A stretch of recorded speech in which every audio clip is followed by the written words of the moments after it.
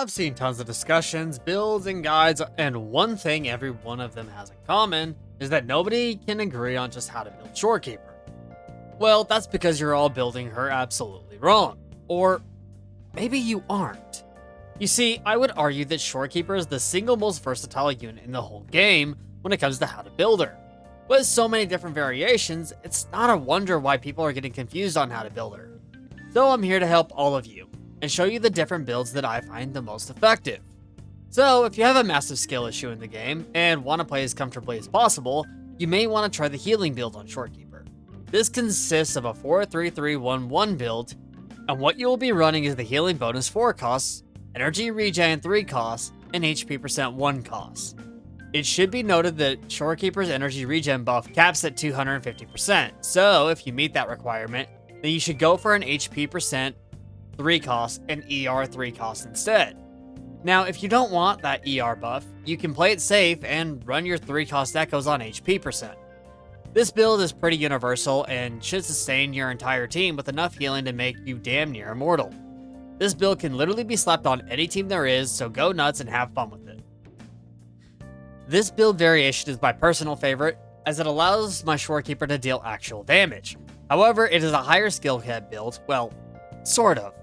All things considered, Shorekeeper already has a crap ton of healing, so you really shouldn't be struggling all that much with it. But I already showed you how to build a super healing Shorekeeper, and this is different. So this build is once again comprised of a 4-3-3-1-1. However, the stats are going to depend a bit more on exactly what your specific build requires, based off the substats, and some other things here and there. For starters, your 4 cost echoes should be either crit damage or HP percent. The reason for this is that the super intro, which is performed when you swap Shorekeeper in on gold in her domain expansion, the damage is scaled off her HP. So, in this case, you can decide to be a tad more tanky and go the HP percent route.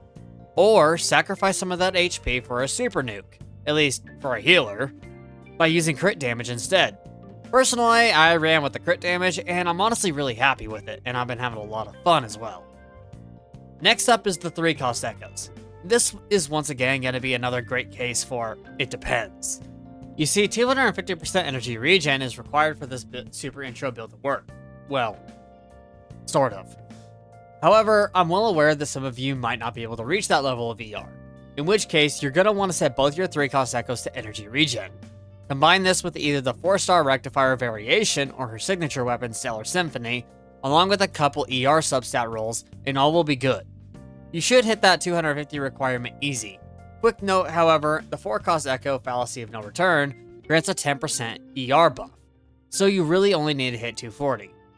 So let's say that just with one 3 cost echo you can hit the minimum 240 energy regen when you have Fallacy of No Return equipped. If that's the case, then you can run Spectro damage bonus for your second 3 cost.